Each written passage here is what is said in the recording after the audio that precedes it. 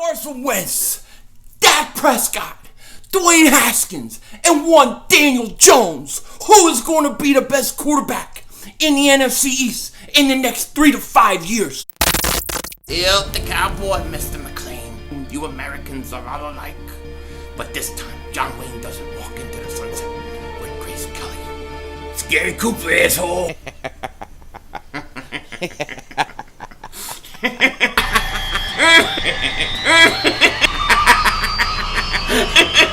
Oh, Diva! Oh, shit! Oh, shit! That was crazy! Happy trails, Hans. Dallas still stinks. Yo, everybody, do King Dingbat here, and I hope everybody's having a great day. Me, I'm probably gonna die of heat stroke within the next 2 days. My compressor on my air conditioning went. It's gone.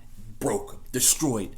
They came out and they gotta replace it. They have to order the part, and it is hot. It's gonna be like over 100 degrees tomorrow. I'm dying here. I don't know what I'm gonna do. I might have to go to a hotel. Luckily, it's under warranty, so it ain't gonna cost me anything. But what a pain in the ass this is. I hate the heat, dude. I just give me the winter right now. Just give me the winter right now.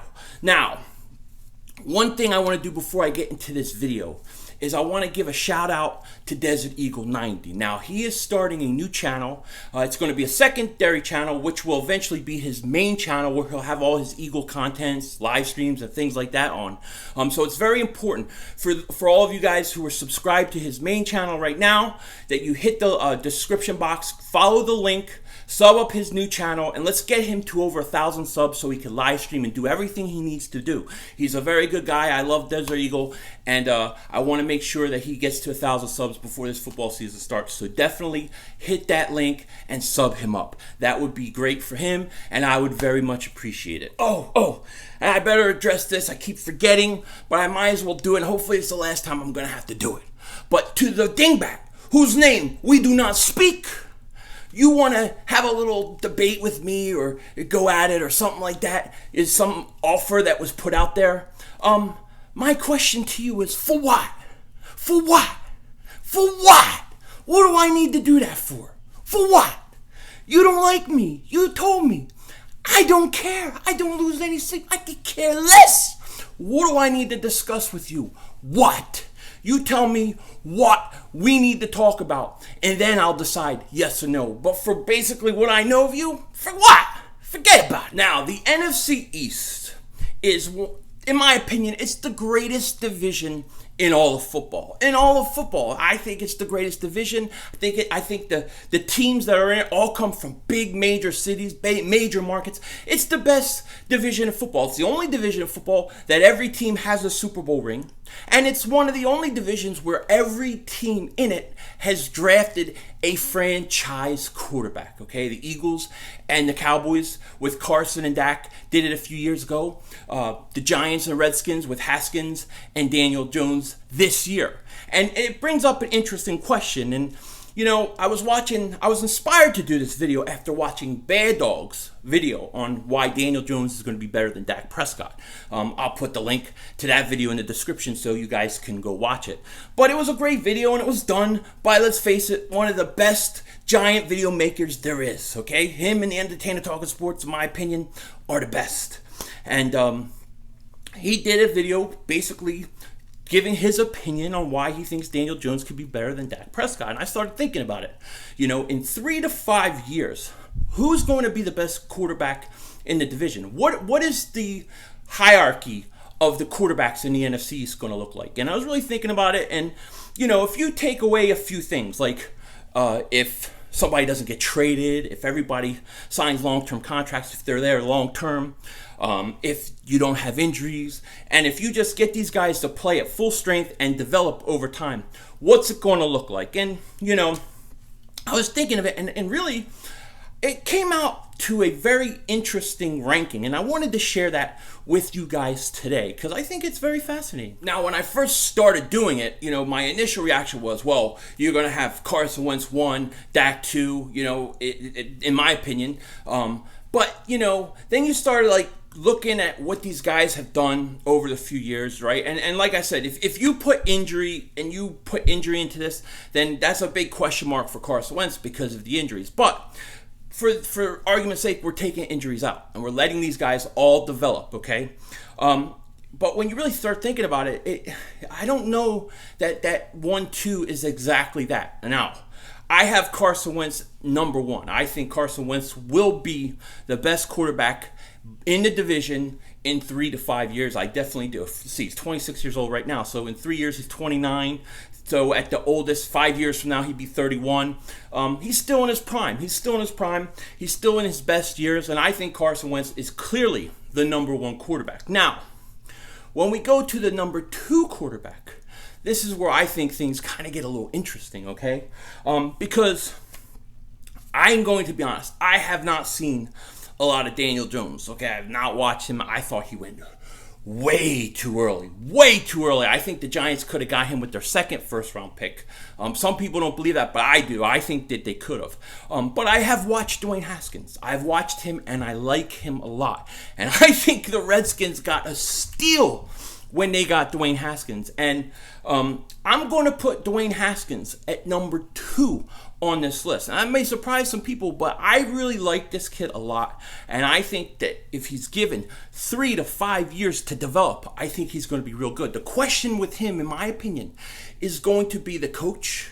Who's going to teach him? And look, I'm not sure Gruden's going to be there after this year, okay? But I really, really like Dwayne Haskins. And I think he is going to be number 2. I think he's going to be the second best quarterback in the division in the next 3 to 5 years. Now, at number 3, this is fascinating in itself too. This is a little more of a projection, but I got Daniel Jones. I've got Daniel Jones, and a lot of it, I'm going to be honest, is based upon the unknown and the fact that the Giants liked him so much that they took him that high. There must be a lot of top-level physical ability that they see in him, that they think he could go that high, that they took a chance. Otherwise, they're total dingbats, and that might be the case. That might be the case. But at 4, I have Dak Prescott. Now, I know a lot of Cowboy fans are probably trying to kill me right now, and that's okay. I understand. But here's my thinking on why I'm putting Dak number 4.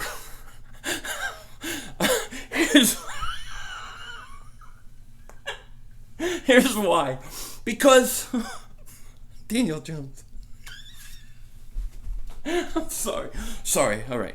Let me get back. I just know that you guys are so pissed off at me right now. But here's what I see with Dak Prescott. I don't blame Dak Prescott. I blame the coaching staff of the Dallas Cowboys. I blame the development of Dak Prescott for why Dak Prescott is not going to climb any higher within the next 3 to 5 years. He's going to peak. He's going to peak at whatever he does this year. I think this is the big year for Dak Prescott. If he doesn't take a big step, I don't think you're ever going to get more out of him. In all seriousness, I really, Okay, so if you look at Dak Prescott's career so far, his best year statistically, his best year was his rookie year. And then his second year he struggled. And then last year he had a bit of a better year than he did in his second year. He had an okay year, I guess, right? He doesn't throw a lot of touchdowns and all those kind of things. But the way I see it with the Dallas Cowboys is his rookie year, they're like, okay, Dak, go out, don't make a lot of mistakes. We're going to hand it off to Zeke, and he's going to carry this offense, and we're going to run everything through him, okay? And you look at Carson Wentz, his first year, the Eagles were like, Carson Wentz, you got no weapons, you got nothing around you, but we're going to run everything through you, okay? So that's what was happening. Now, if you go from year 1 into year 2, the Dallas Cowboys took the approach with Dak Prescott. We're going to run everything through Zeke. You just go out and be a game manager. And that's what he did. Then Zeke got suspended, and you saw what happened statistically to Dak Prescott. But Carson Wentz, he learned a lot. The Eagles went and got weapons around him, and you saw Carson Wentz take off in year 2, and he put up MVP-type numbers. Okay, the progression from year 1 to year 2, there was a ton by Carson Wentz. For Dak Prescott, there was none. There was none at all. And then you take from year 2 to year 3, Carson has a hiccup, no doubt about it, because he's injured. So, you can't really say, that he progressed a huge amount from year 2 to year 3. I still think he was pretty good, even despite being hurt. For everything that he went through, I thought he was pretty good. Okay, for a guy to put up the numbers he did, hurt, and basically have the same numbers, if not a little bit better than Dak, and Dak's healthy, and he's putting up numbers that Carson Wentz is putting up with a half a back. Okay? And here's the thing. I know Cowboy fans get mad, but I'm not blaming Dak. I'm not blaming his talent or his ability. I'm blaming your system, your offense, your coaches, because they don't give him more. They're not putting more on his plate. They're not progressing him. They're allowing him to basically just be a game manager, and they're okay with that. They seem to be okay with him being a game manager. They don't care if they only throw 13 times a game, as long as Zeke's getting, and as long as the offense is going through him. When Dak Prescott starts to take on more of the offense, take on more of the role, and he's basically the general out there, and they're allowing him to do those things, he's going to progress or he's going to fail, one or the other. And if he progresses, he'll be very good. He would be number 2 on my list. But because of the way the Cowboys are developing him, in all seriousness, I don't know what he's going to be in 3 to 5 years. I don't know if he's going to peak kind of where he's at right now and not really getting better, or he's going to get a lot better. That's the issue. Daniel Jones, who knows? I don't know. I'm only projecting him with what I've seen from the Giants, believing in him and thinking he has top-level physical ability to go and draft him that early. And look, he has an advantage that Dak Prescott has. He has Saquon Barkley. Saquon Barkley is going to help Daniel Jones develop. But if the Giants go out and say, Daniel Jones, just be a game manager and go out and we'll run everything through Saquon, you don't have to do anything, and that's all they do every year for 3 years, then he won't develop either. Dak Prescott needs to take more on.